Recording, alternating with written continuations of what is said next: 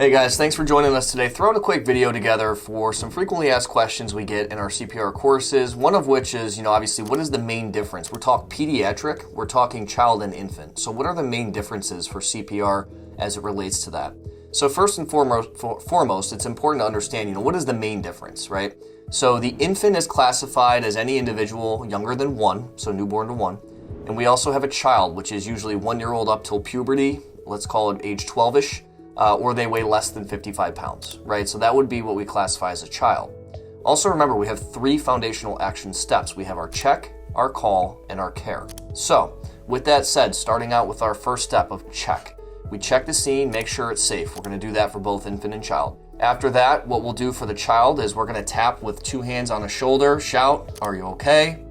And the difference here with babies is under 1-year-olds, we're actually gonna tap the bottom of their foot and shout, "Are you okay?" So the way in which we try to get a stimuli from them is going to be different. After that, we're going to assess breathing, airway and management. So we open the child's airway slightly past neutral. The infant, we're going to keep their airway at a neutral position. So we have a tweak in language that we use for how far we actually pull the airway open as we check for breathing. We'll again do this 5 but no more than 10 seconds, checking for breathing. And then after that, we're going to activate EMS, or step 2, call 911, get an AED and a first aid kit if they're available.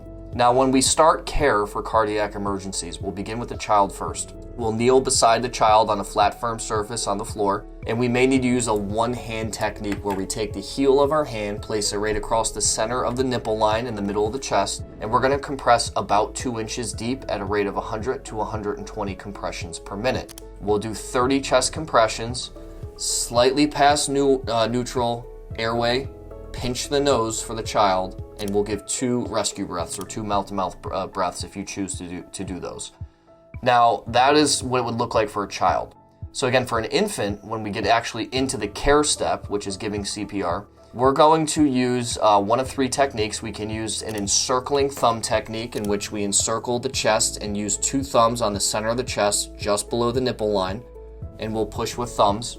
We can use a 2-finger technique, again, center of the chest, just below the nipple line, and we're going to compress with 2 fingers, or you could use a 1-hand technique if you felt that to be the most appropriate based on your skill and ability. Now, we're still going to do 30 chest compressions for the infant. Now, this time when we go to give our breath, we're going to keep that airway neutral, and we breathe over the infant's nose and mouth. So in other words, one of the big differences here with infants and breathing is we do not pinch the infant's nose, right? So we breathe over the nose and mouth. So there are some subtle differences here that we check, and obviously the call will be the same for everybody, call 911.